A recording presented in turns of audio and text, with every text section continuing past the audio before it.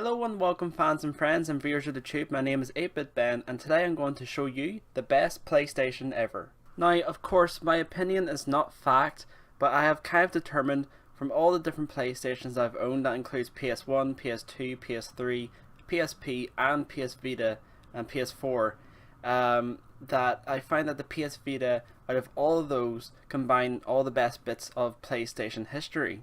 So I could only very nicely ask for you to hear me out and hear the reasons why I think the Vita is the best PlayStation ever made. So while this little system isn't perfect, there's loads of things about it that I absolutely love. And it has a very big screen on it, so things are very easy to see, and it has very good resolution. I don't think it's quite 720p, but it's actually very good resolution for when it came out. It has two full analog sticks, and I got this grip thing by a company called Hori, which adds the buttons that were not there on the back. Yes, this thing has a touchscreen on the back of it, so I'll just show that quickly.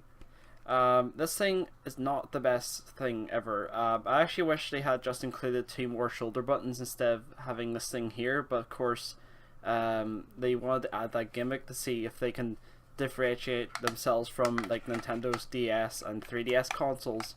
But the reason I love the Vita so much isn't the system itself, but actually what it's capable of actually doing. So we're just going to turn it on here and I'll be able to show you what games I have on the system.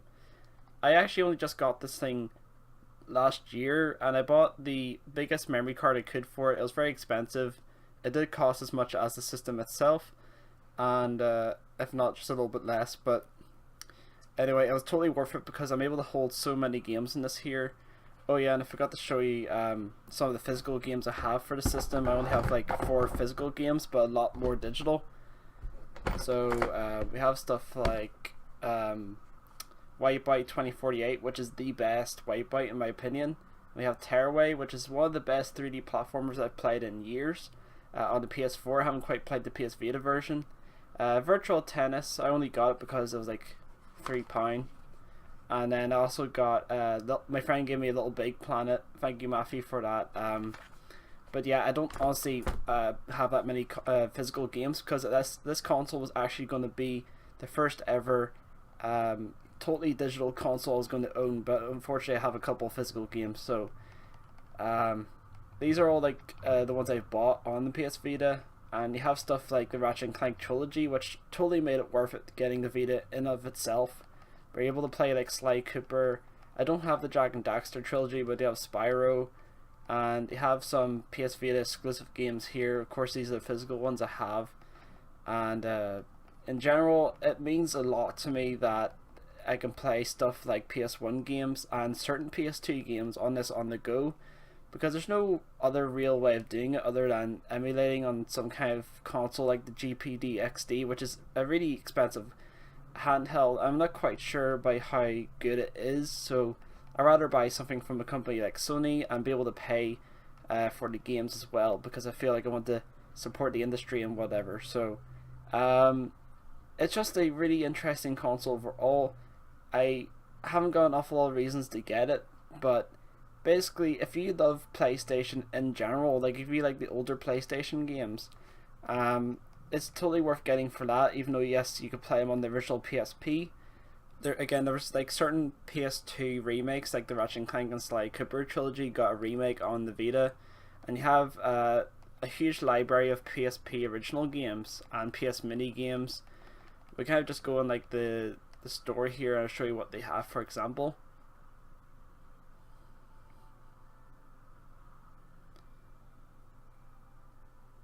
Sorry, I haven't looked at the screen as I'm recording. It's just to make sure this is recording properly. So every month you'll have PlayStation Plus if you pay for that, and you get a couple of indie games. I think this one here is actually quite fun. I haven't really played this one here. And on the store itself, we go back, and you'll see what sort of games the Vita is actually still getting. Yes, it's actually still getting games, if you'd be surprised. So if this would focus, I don't think it will, but you can kind of see what it has there. Loads of new games, so yes, the Vita is still getting supported, and then it also has a lot of amazing games. So like you have like Digimon Cyber Sleuth, which is kind of like Pokemon, and again you have like equivalents to Nintendo games on this thing. And here we have like a Easter sale at the moment, which certain games are going down in price, and these are all like super affordable prices, like £4 or so each. And that's what I love the most about the Vita, is that the games are super affordable, and they honestly feel like home console experiences on the go.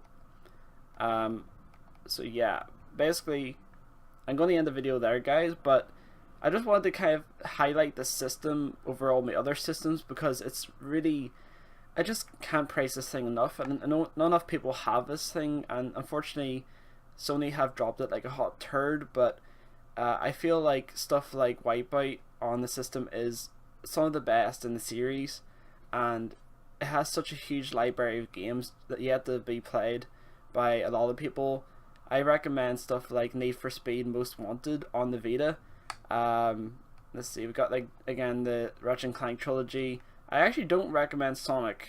I ended up playing that, I didn't really enjoy it that much. So yeah, but you have like really cool games like what's it called? Power Stone. I keep on calling this game Power Glove. No, it's Power Stone. And again, older games like Crash Bandicoot. So yeah, for some reason it's starting to go a bit jumpy on my screen here, so I'm going to end the video there, guys. If you enjoyed the video, let me know below, and yeah, catch you later.